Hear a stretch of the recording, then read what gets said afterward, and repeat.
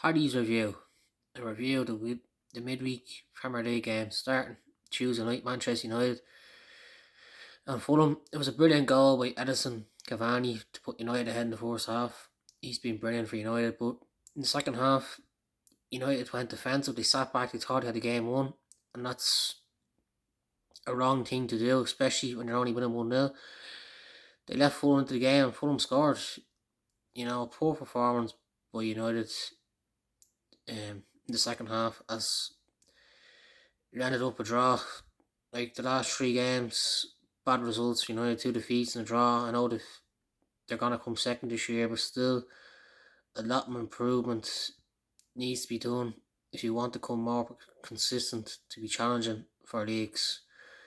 Also Tuesday night, Southampton Leeds, another brilliant away win for Leeds.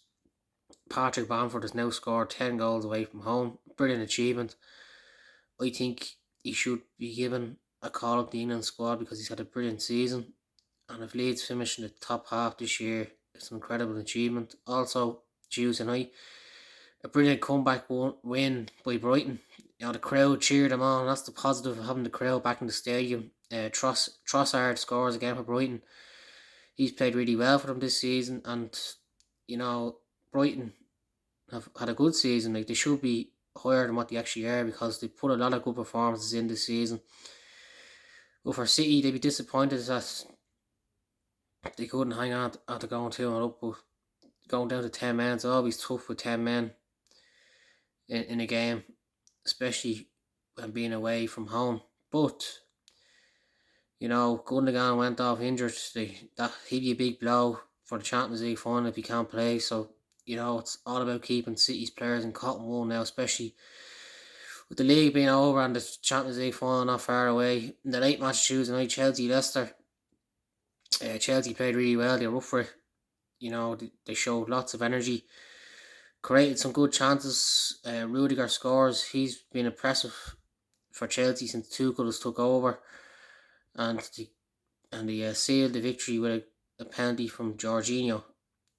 Like, if Chelsea finish top four this year, like, not many of the strikers are scoring. They're relying on centre halves and midfield to score, so that'd be worrying for Chelsea. But for Leicester, it looked like it was a hangover from the FA Cup. They ran out of energy. They were tired. They looked lethargic at times, and they don't get a result the weekend. They're gonna miss out on top four again. The same thing happened last season, so it's a big week ahead for Leicester. On Wednesday night, Everton and Wolves. More benefits of the crowd being in the stadium as Everton win 1-0. Like, the three times that crowd has been that good as in this year, they've won. Whereas in the 16 games that crowd, they've only won 2 games. That just says it all, really, to be honest. Also, Wednesday night, Willock scores again for Newcastle. Like, he scored 6 games in a row now for them. Like, he's been brilliant for them. And that's the reason why they're going to be safe, because of his goals. They've been so important for them over the last while. And also, the early match, Spurs get beaten by Villa. Spurs started the match decently, but just a flat performance. Like, they didn't create any chances at all, which suited Villa. Villa started to play, and they deserved to win. Like, Watkins scored a good goal, and another 70 minutes for Grealish. Southgate will be happy with that, considering the Euros is around the corner. But for Spurs, like, they fell away a lot since being top of the league in December, and it's a big summer ahead for Spurs. Whatever players they sign, and plus, can they keep hold of Kane? It looks like wants to leave, and also the manager. They need to get that manager right, because Spurs have gone backwards over the last 2 years since they got to the final of the Champions League. I think the late matches last night forced up a brilliant win for Liverpool. They're hitting form at the right time, 4 wins in a row. I thought Robertson was outstanding. Up and down the pitch, he shows so much energy. He's one of Liverpool's best players, and it looks like Liverpool are going to finish in the top 4, bar the collapse against Palace. And this will be a great achievement for them, considering they were so far off halfway through the season. Also, a good away win for Arsenal. Like, I was impressed the way man Odegaard played for them. Like, there was a lot of questions asked when they signed him on loan, but he's played really well, and to get him on a permanent to be great because he's a very good player. Like, Arsenal have a lot of potential in their squad. Look at Pepe coming good, and they've lots of good players in the squad. Tierney, there's young players and Smith Rowe and Saka. So if Arsenal were to sign another few players, you never know. Like next year, they could be challenging for top four because they have got potential. They just need to be more consistent. That's all. And it was just a pity that Hodgson couldn't finish off with a victory as Palace manager.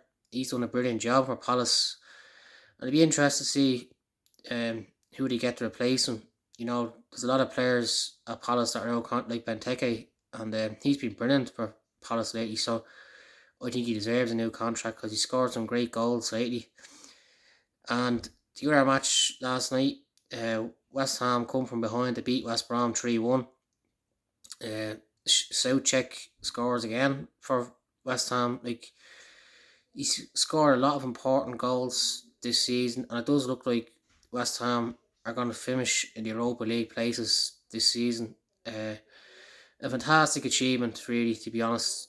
And Moyes needs to be given credit for that because no one thought they could get the European places at the start of the season. And boy, Sam, after the match came out with a statement saying that he was going to step down. Like, I questioned when he got the job at the start, and it hasn't worked out. It just goes to show that if they should have stuck with the manager because the gamble didn't work, and now they're relegated. So, but he doesn't care, Sam Allardyce, and I think this will be his last job because I don't think anyone really wants him now as manager anymore. His tactics and the way he plays is kind of gone out of the game. So I don't know what's next for Sam, to be honest. But your man Pereira, he's a brilliant talent that West Brom have. He has scored some great goals lately, so I think he's still playing the Premier League next year because he's a good player. So I hope you enjoy the action throughout the week. Thank you.